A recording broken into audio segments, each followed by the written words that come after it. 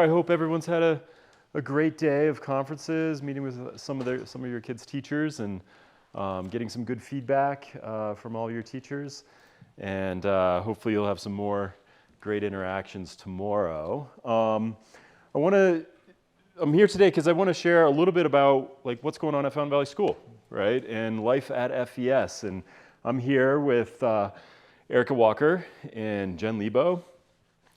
Two other members of our dean's office, which they'll do their introductions. But we want to share just a little bit about what's been going on this year, what we've accomplished, and some fun things we have on the horizon for this semester, just so you get a sense of what your child is experiencing here on campus. And then, of course, at the end, you'll all have an opportunity to kind of ask questions about really anything you want, right? Anything you want that you're hearing about campus life. Any of your curiosities about what's coming down the pipeline throughout the school year, any feedback you have for us, we welcome all that you have. So let's get started. So this is the dean's office. So my name is David Racine. I'm the dean of students. This is my 14th year at Fountain Valley School. I live on campus. I also teach in the English department. This year, it's good to be back in the classroom. I was pulled out of the classroom during the pandemic, so it's good to be back teaching as well. Let's see, before that I was full-time in the English department, and I was doing all kinds of coaching and running a dorm and doing all of that fun stuff that boarding school teachers get to do. And I live on campus with my two little ones. I have my daughter's almost 12 and my son is 8. So my daughter just started middle school, so that's been quite the roller coaster this fall. So it's been exciting working with her. I'll turn it over to Erica, if you want to. Hi, I'm Erica Walker. I'm the Assistant Dean of Students. I also teach Chapter 1. In the past, I've taught psychology. I am the dorm head in North Perry, which is a 10th through 12th grade boys dorm. And I'm the assistant coach of the girls swim team. Our season starts really soon, and I'm super excited. So, turn it over to Jen. I'm Jen Lebo. I'm the director of community life. I'm also the dorm head of Sage East, which is a 10 through 12 girls dorm. And I'm also a Fountain Valley mom to two current students and an alum. Who's home this weekend, right? Who's home this weekend. Yes. Who's not here is Deanna Sandoval. She's new to Fountain Valley. Works in our history department, but also is our director of diversity, equity, and inclusion, and is doing some great work this semester visiting classrooms and working with our teachers, and just really kind of gathering a lot of data about what we're currently doing to see what our next steps are in DEI work will be. Okay, and Deanna, they are the house director for the Ballantyne dorm this year. And then, of course, Dawn Baldwin. Dawn Baldwin is the assistant to the dean's office. I'm sure many of you have either received communication from Dawn or have spoken with Dawn over the phone. I call her the glue. She's the glue that keeps the dean's office together because, she's like the nucleus. She knows everything that's going on campus, and with our students, with our faculty, and she's just a great resource. So really, if you have questions, I would recommend calling her before you call me. I'll always do my best to help you, but Dawn is very much in the loop, and she does a lot for us, and we're really grateful to have her. Okay, so a few things that we do, just really big picture, broad brushstrokes of what the dean's office does, and this is just not a complete list, but some of the big topics that we cover. In no particular order, student activities, that's a big piece that we oversee. Whether that's weeknight activities or weekend activities, all of our weekend scheduling of events, all the fun stuff that our students get to do really starts in the dean's office or with the logistics around those activities, and then we help our faculty out in terms of implementing them. And of course, we work with our students on those as well. We have a student activities committee that Jen will speak to in a little bit. So we have weekend activities, rally points. I'm sure you're wondering what rally points are. Periodically throughout the year, on a weeknight, we might end study hall a little bit early so students could just have some fun, right? And a dorm may host a rally point. Ballantyne dorm loves to do the Ballantyne Valentine in February, and they host a little party from like 8:30 to 9:30 in their dorm, and they invite everyone over and they do some Valentine's celebration stuff. So that's an example of a rally point. And of course, all of our dances. Most recently, we had Silly Night Out. I'm sure you saw some great pictures on social media of Silly Night Out, where kids just dress up in all kinds of wild costumes, do skits, dance-offs, all kinds of fun competitions here in the campus center. Those are fun. And then we'll have obviously prom, our winter formal, homecoming dances. We work with our student body on that and making sure that they have time to be teenagers, of course. Of course, we do student behavior. Okay, trying to uphold expectations for student behavior. Anything from attendance and making sure kids are getting to class on time to major school rule violations, which could be some of the bigger poor choices of maybe consuming alcohol or leaving campus without permission and things like that. So we will oversee the student behavior and our student judiciary system. Community life curriculum. So every Wednesday, we have a time slot at 11:15 where we deliver curriculum by grade throughout the year. So we have a 9th grade curriculum, 10th grade, 11th grade, and 12th grade. And then, of course, our advising program, residential life, and student leadership. So every student has an advisor, and I'm hoping that you've had some communication with your students, your child's advisor at some point. But we work with those assignments. We support the advisors if there's any challenges going on with the group or help them with problem solving. And likewise with the residential life program with the dorm heads and the duty teams, we support them as well. And then student leadership, so our community council, all of our student leadership positions, residential assistants, peer leaders, admission ambassadors, we support those students as well, okay? And then so far this year, what we've been able to accomplish, we did all of our not all of our class retreats, but most of our class retreats. We had our seniors and freshmen kick off the school year up at our mountain campus. I think that was the second weekend of the school year. So half of our school went up to the mountain campus on the second weekend of the school year. So that's quite the endeavor for our faculty and for our students, but it was a great experience for all of them. We had our Western Immersion program for our 10th grade up at the mountain campus as well. That was in mid-September for 3 days. They were up there doing some experiential education. And then the only class we have left is the 11th grade class retreat, which we are moving from the spring semester to November. So that's coming up pretty soon will be the 11th grade class retreat. And in the past, we just did a ropes course, and I think we're going to shift that to make sure we can get the 11th grade up to the mountain campus as well. It'll be in November, a little bit colder, but I think we could pull it off. We had Silly Night Out, as I mentioned. We've had a few dorm rally points. And then, of course, we've did a whole revamp of our weekend schedules to make sure that there's a little bit more consistency and a little bit more variety in what we're offering our students on the weekends, between outdoor engagement, going on hikes and such, to community engagement with philanthropy and helping out local organizations. And then we have House Cup challenges, which is just games and doing fun stuff. So, and some of the House Cup points is just participating, being present, and going and attending something.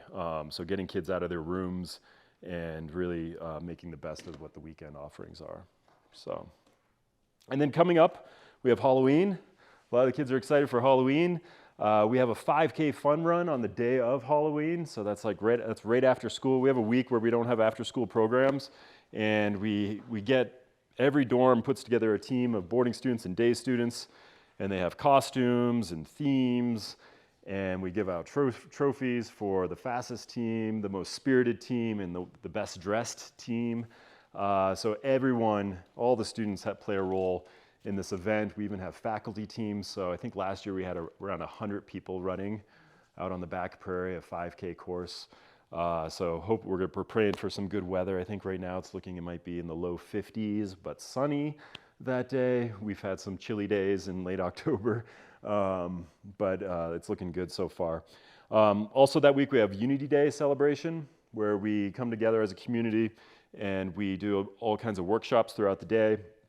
really looking at the diversity within our community and acknowledging that, and throughout the world, right? So student-led topics will be anything from, I'm trying to remember some of the topics from last year. Do you remember any? I'm putting you on the spot. I know that. There were a ton of really good ones. There was crepe making. Yeah. There was a workshop on international adoption. Right. The fun ones around food for me. There's like many different things. Yeah. Depending on what our students are. Yeah. Could be covering international conflicts as well. So some of them are really meaty topics. And what I love about it is they're all student-led. They get a faculty sponsor to support them and guide them, of course, but this is really student-driven around some important topics that happen here on campus, but outside of our campus as well. We'll have a Thanksgiving dinner, and then, of course, around the corner we have ski weekends popping up. So once the mountains get a little bit more snow, we'll start scheduling out some opportunities for kids to get up to the mountains to snowboard or ski. That typically starts, I would say, either the earliest, probably mid-November or early December is when the mountains start getting enough snow to open up some of the runs. And that's when we'll start running some buses up there on Saturdays and Sundays. So that's what's coming down the pipeline. All right. And then the last thing that I wanted to share with all of you is just some important context, because I think as parents, I just want to make sure you know how to get a hold of me. But first, I have the AOD stands for our administrator on duty, and I am the administrator on duty this week, right? And I carry this phone wherever I go, and I'm 24/7 on call. So if there's ever an emergency, this is a number you'd certainly want to have in your contacts, if you don't already have that, or if you're trying to get in touch with your child, and we all know teenagers don't always respond in a timely manner, and you need to get in touch with them, or just need someone to check in on them, you could call the AOD, and the AOD could facilitate that. Or if it's on a weekend, the weekend duty phone. We have a weekend duty team on duty during the day from like 9 till 11 at night. This number is a great number to have as well. And we could designate an adult to say, hey, head over to that dorm or go find this student and make sure they call their parents. And we could take care of that. So, and then of course, I just wanted to make sure you had my contact. That's my cell phone number, my email address, of course, and then if you use WhatsApp, you just could search my name and you'll find me on WhatsApp. And, I'm pretty good about responding. I always try to respond within 24 hours. Again, if it's an emergency though, maybe don't call me, but call the AOD, because that is going to be a 24/7 number. The person is expecting to get calls at odd hours and that. I have my two little ones, so I might be with my kids or at a gymnastics practice. So if you call me with an emergency, I may not be able to handle it right away. So maybe, utilizing that number. But any other time, feel free to call me. If you do call me with an emergency, I'll probably pass it on to the AOD if I'm not on campus. If I am on campus, I'll probably take care of it. Okay. So I just want to make sure you had this information in case you ever need to get in touch with someone here or if you need to get in touch with me. Okay. So now I'll pass it on to our advisory program. Now it's time for the part that I'm nervous about, which is this mic transfer thing. Oh yeah, I forgot about this one. So, hold on. Okay. All right.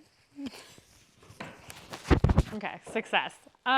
So in the next part of our presentation here, and again, we're gonna make sure we leave plenty of time for Q&A because we wanna make sure that we're talking about the stuff that you all are actually interested in while you're here in the room with us. But Jen and I are gonna give you a little bit of more detail about some of the specific programs that Dave mentioned that our office oversees. So I'm gonna talk to you first about advising. Hopefully most of you have had a chance already or will have a chance tomorrow to meet with your child's advisor. And I hope that those meetings are going well and that you're feeling like you're starting to develop a relationship with those advisors. We have a lot of 9th grade parents in the room, so a couple of things just to know about our advising program. For me, our advising program is one of the things that kind of sets us apart from other schools and makes me really excited to be here because advisors at Fountain Valley are that go-to trusted adult for your student on campus.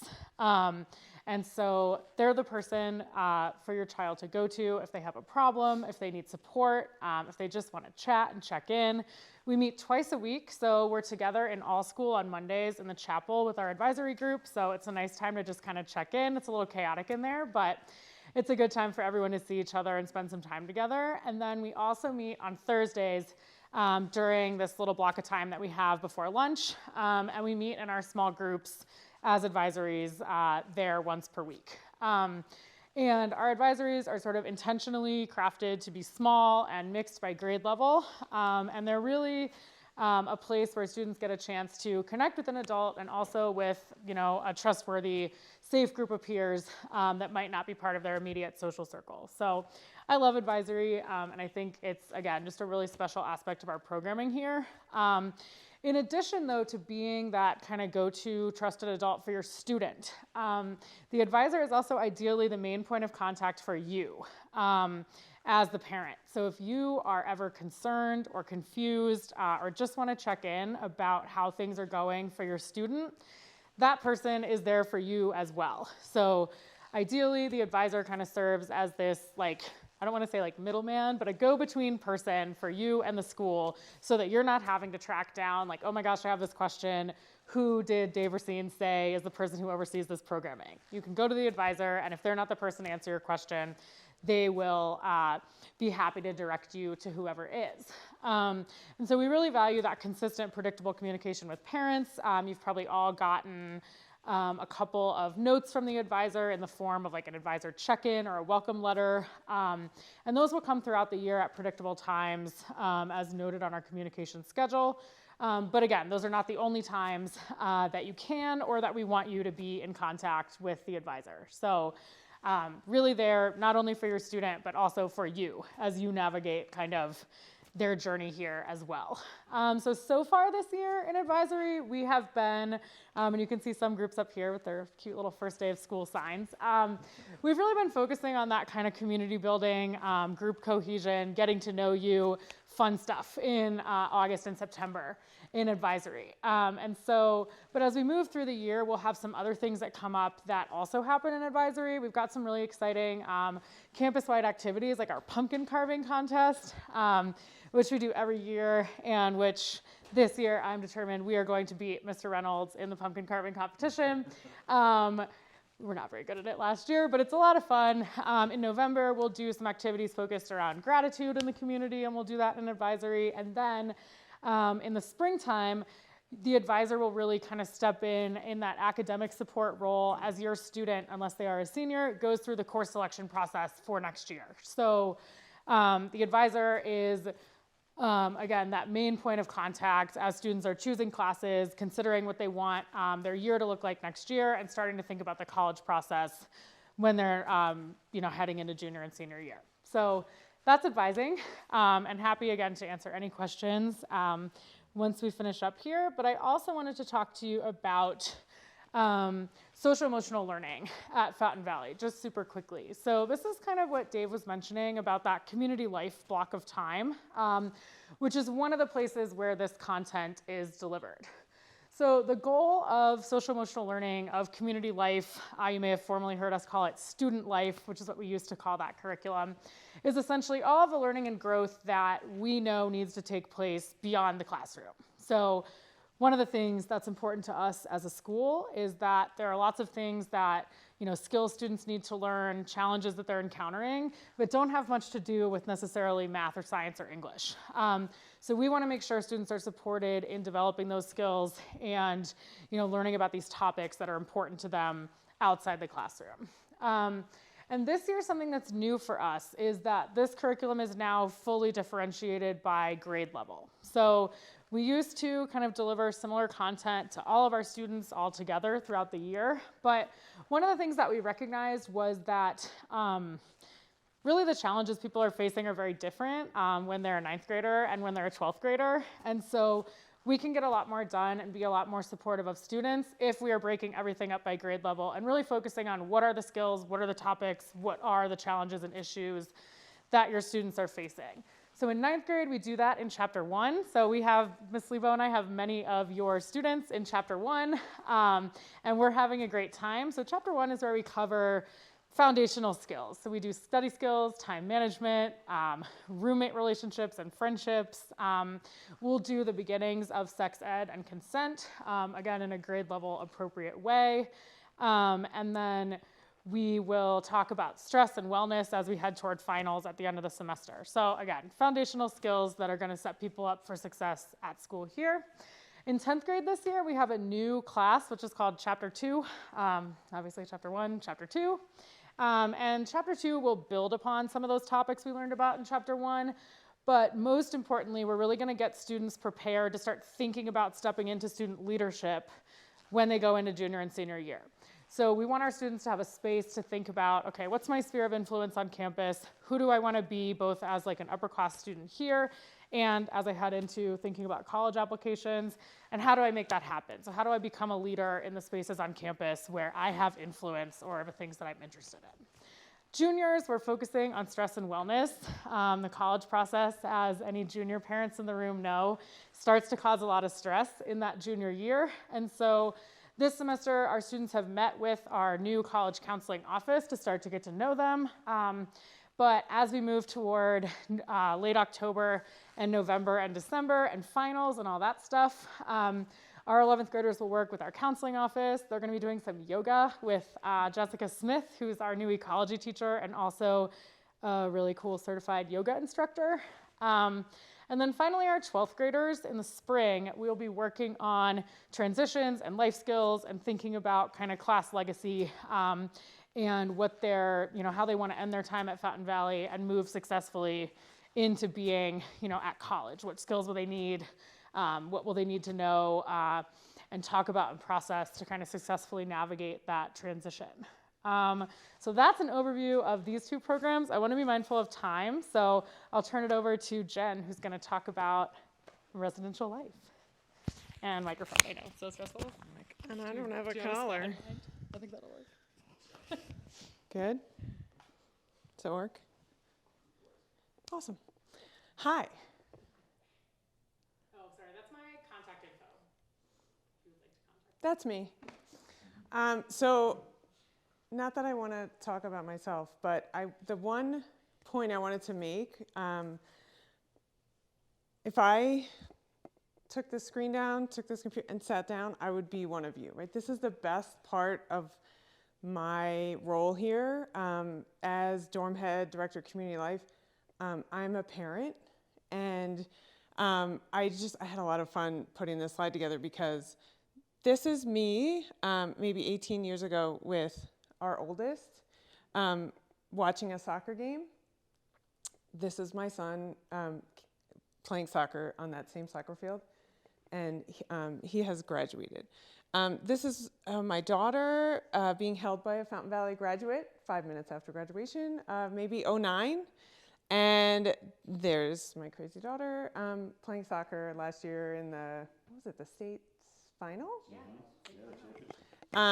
Our son, our youngest, isn't quite here yet on the photos, but he's a freshman, and he's, your son's and daughter's classmate, and loving it here, almost maybe too much. And then life as a dorm head and life as an advisor. This place is my happy place. Fountain Valley in Colorado Springs is our happy place. This is where our kids are going to always come to reunion. My husband teaches math. He might be some of your kids' math teacher. Our kids are going to go to reunion here. Maybe they'll get married here. But I am you, and so building a community where your kids are happy matters to me because it's finding a place where my kids are happy. So that's all I wanted to share with respect to who I am. We've been here for maybe 22 years. We left for a little bit, but realized we were crazy and came right back. And we actually live in the same house that we left. My husband teaches math. I run the dorm right up the hill. And House Cup, Sage East is winning. Just saying. This year we've got something new. We're rebuilding our residential life program. I think we need to stop calling it a curriculum because our students are like, oh, more school. So we're building a residential life program, and the pieces of it that really matter are integrating our day students and our boarders. We'll talk a little, I'll mention that maybe in the next slide, but our residential program is both geared toward allowing our boarding students to get some of the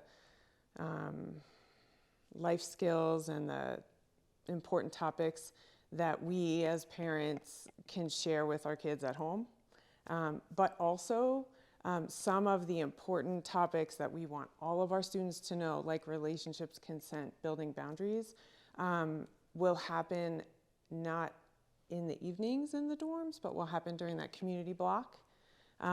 Where our day students will be invited to come in to the dorms, because each day student is part of a dorm, right? So we'll do some of that stuff during the day because we want to make sure that we're integrating our day students into that program. We're building monthly themes. That first month, community and belonging. November, gratitude. February, winter blues. But we design activities and dorm gatherings and topics based on that theme.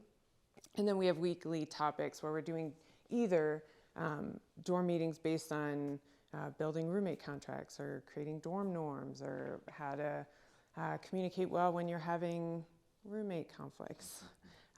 Or we're winning at Mario Kart. Or this was this past Sunday. They built vision boards and listened to a lot of Taylor Swift. And then this, I believe, is one of our dorms this year, South Perry, looking awesome. But those are the things, and then we're building our House Cup competition is dorm by dorm, having a lot of fun there. Like Dave was saying, part of it's participation, part of it is gameplay and actual competition. Part of it is hosting things, so our students are being challenged and invited to build their own fun. The last piece I wanted to just share, when our dorm heads came together at the end of summer to begin the school year, we talked about what themes we wanted to have, what goals we wanted to have, and the three major goals that came up for us were belonging. We want every one of our students and our faculty and our parents to feel like they belong here. And that's not an easy thing to do, but it's a crucial thing to do. Consistency was our second goal. We want our dorms to feel somewhat consistent across the board, knowing that age, gender, experience could change that a little bit. And then, of course, fun. We are working to have a lot of fun here, and that looks different in different dorms, but I think we're having a lot of fun this year. The last piece of the puzzle that I wanted to share with you is something new we're doing this year, and that's part of the weekend program that Dave was talking about, but I help run the Friday night activities, and I do that with the help of students, because I'm assuming that you probably all know our idea of fun is not their idea of fun. If I was building the Friday night activities, it would be like book reading club in my living room with the dog, but that's not what they want to do. So we've created a student activities committee. It is a beautiful mix of boarders and day. We meet somewhat monthly. They come up with the ideas, and then we tie in everybody who needs to be tied in, our dining staff, our technology, anything that needs doing, and they're organizing all of this. So they're having a lot of fun, and their ideas are blowing my mind. Again, we've got our boarding and our day students involved, but this is a Friday night activity. They always happen on campus, which invites our day students to stay and hang out, and typically we try to do those before it gets too late, but one of the fun things that they came up with this year was Danezapalooza, I'm hoping this is a yearly tradition now because it was really fun. We had a mix of students and faculty who were performing all sorts of music. We had it up on graduation lawn. We had s'mores. We had fire pits. The kids loved it. The faculty loved it too. And that's part of one of the best parts of our community is that, like I was showing you pictures of my daughter at 2 years old being held by a student that was her person, right? Like Maria, right? So our students connect to our faculty kids, and we have this beautiful sense of community all around. So all our kids were there. This was at Danesapalooza. I love Joni. But then there is one of our photos of Silly Night Out. Our kids get a little wild. Some of the things we have coming up are Latino dance party. I think the Student Activities Committee has talked about a November pool party. So the whole school will be down in the pool. We have to work on that piece, but it's on the calendar. So we'll be talking to Mr. Harlan and getting all that. And then the last thing I just wanted to share, there's a mural down on the athletic fields that says everyone belongs here. And I didn't have that photo, but this is our happy place. And I think part of what makes this place so special to us, the Lebos, is because everybody belongs here. And so that's the goal for the year. That's the best way to reach me, but also I'm pretty sure my cell phone number is everywhere on the internet. So the kids all have it. So I think that's it. Great. Want to open it up to questions? Do we want to give this back? I definitely. Oh, great. Yeah. So I know there's a lot of information that we share with you. Again, it was pretty broad brushstrokes about what's going on campus, but if anyone has, questions if you want us to be more specific about something, or if we've missed a topic that you have questions about, if there's just anything, we're happy to try and help you out. I have a quick one. You Yeah. talked a little bit about advising, and we know our advisor pretty well, which is great. I know they help choose courses, but are they also kind of helping keep an eye on making sure our students are meeting the requirements for the colleges? Is that all college counseling, or is that a joint effort, or how does that work? Yeah, that's a great question. So that is definitely a joint effort between the advisor, the college counseling office, and then also our academic coordinator, Penny Steele, who I'm sure all of you have connected with in the past. So all advisors know our graduation requirements, and when we prepare for those meetings in the springtime where we talk about classes for next year with the students, we all review them and make sure that we are up on all of the requirements and ready to go. So there's, a whole coalition of people who are keeping track of whether those requirements are being met. I thought so. I just wanted to Yeah. make sure it wasn't my job. No, it's a great question, and we've got it. So, what else? I also had a question about the volunteer stuff you mentioned on the weekends. I know that was something that I heard about last year. Can you give some examples of some of those opportunities and how they've been going, and how do students are engaging in that, and how do we encourage our students to do Yeah. that as well? Let me I could give you some examples. We have it mapped out for the year on our schedule. I could pull it up real quick. I just haven't heard about it with my students. So a few things we've done so far this year have been working with the Ronald McDonald House, Care and Share in Colorado Springs. For those of you who are out of town, Care and Share is like a local food bank who helps out families throughout the community. They were a wonderful organization, especially during the fires we've had, when the Waldo Canyon fire, when a bunch of homes burned down, in the Black Forest fire up north. Care and Share was a pretty powerful organization in helping out our communities. Let's see. This weekend, they're working on some projects for the Project Angel Heart bag decorations. We have Habitat for Humanity. So we have Nicole Eccles, one of our science faculty. She has taken the lead on kind of building out a schedule and making sure every weekend there's an opportunity for our students to engage outside of the Fountain Valley Have you community. found a lot of students taking part in that? Yeah, because we've connected it to House Cup points Yeah. as well. So there is an incentive for students to participate. So far it is working, and the kids are engaging in that. Now we're not taking 30 passenger buses to these events, but anywhere from like 5 to 10 kids will take advantage of that every weekend. And they're aware of these opportunities, Mhm. obviously. Yep. I believe they come out on the weekend. The weekend menu. Which comes out on Mondays. Okay. Yeah, the weekend And so menu gets students published. have Oh, okay. access to Yep. what's happening throughout the Yep. entire weekend. Yeah, so every week we publish a weekend menu, and it has all of the events that are going on from Friday night through Sunday afternoon.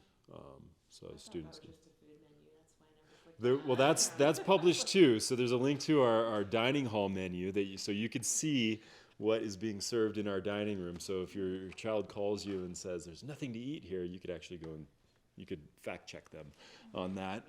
But then in addition, we have the weekend menu, which is the activities that are going The on for the weekend weekend. menu is also, like, the weekend menu speaks to the activities and all the fun they could be having, but it also shows all of our students. Thanks.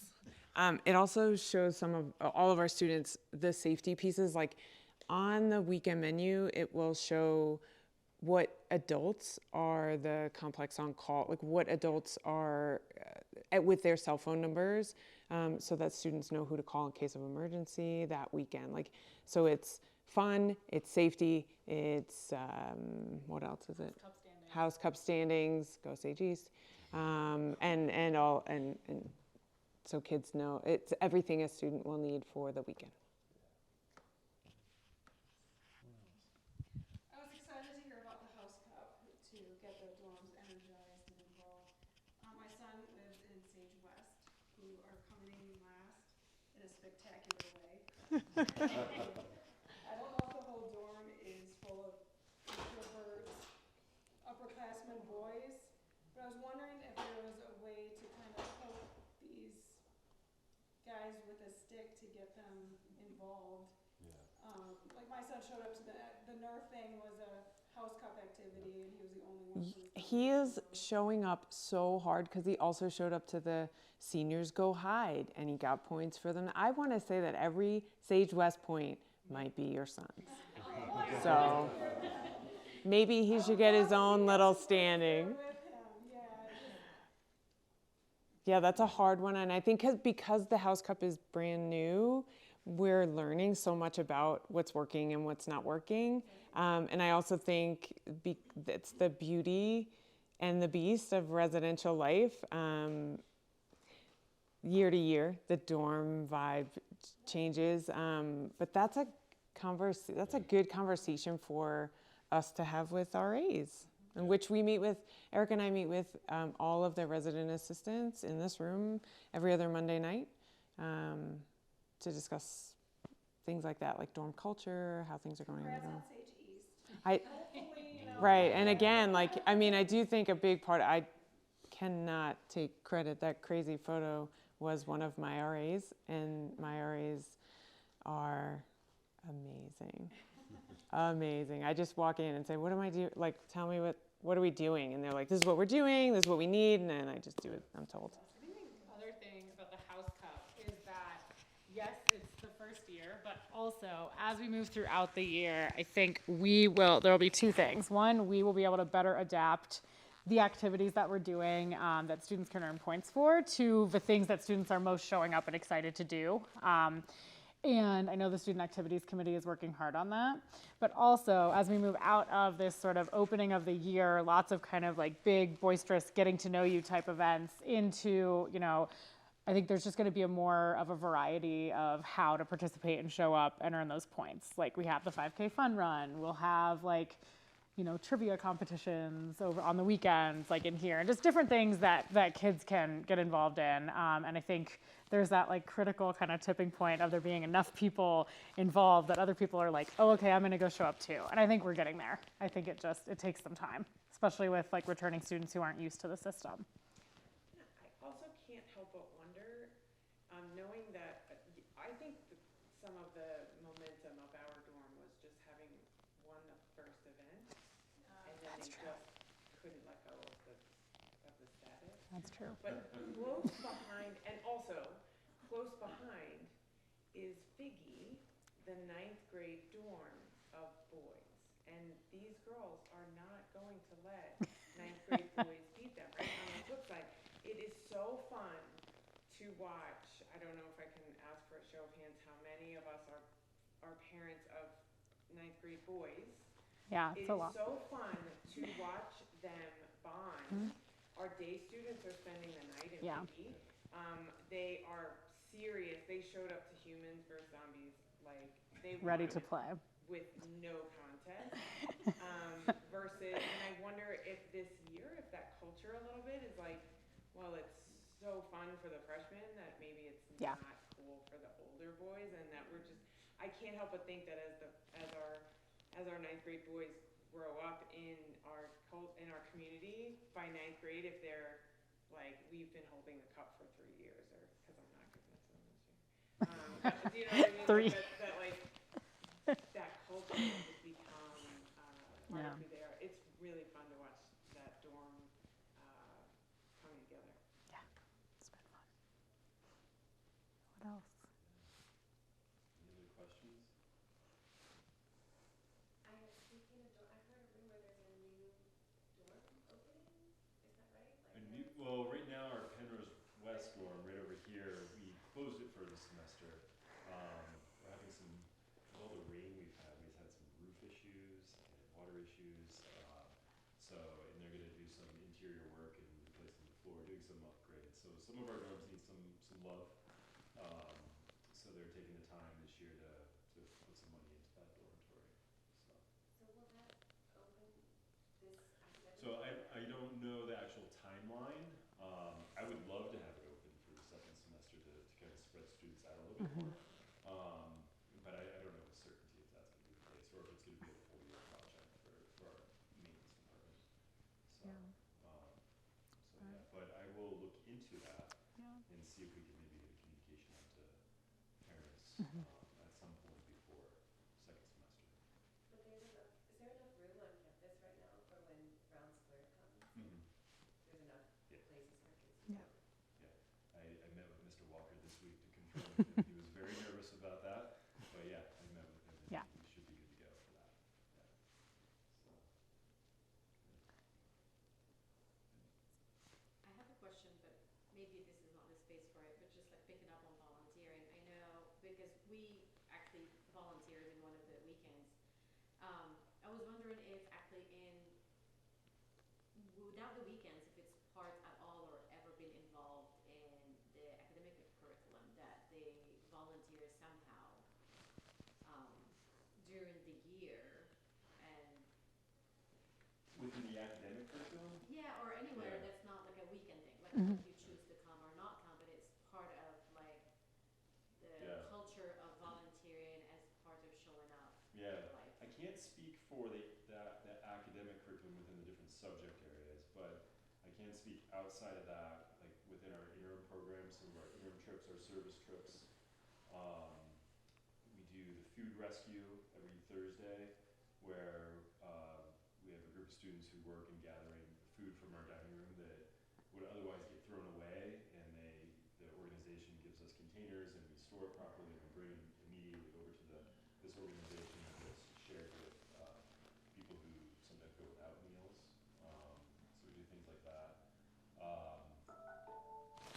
And one of the challenges with some of this stuff is finding the time, right? I know that sounds like an excuse, but our kids are very, very busy, right, with their academics and with after-school programs, and so we've been trying to make more of a conscious effort, and where we found the time is more on the weekends to help them get outside of the community to help out. So, but we welcome anyone especially who's local, who knows of other opportunities to get our students off campus and to engage with our community. We welcome any fresh ideas or opportunities that are out there to help our students out and to help our community out. So, yeah.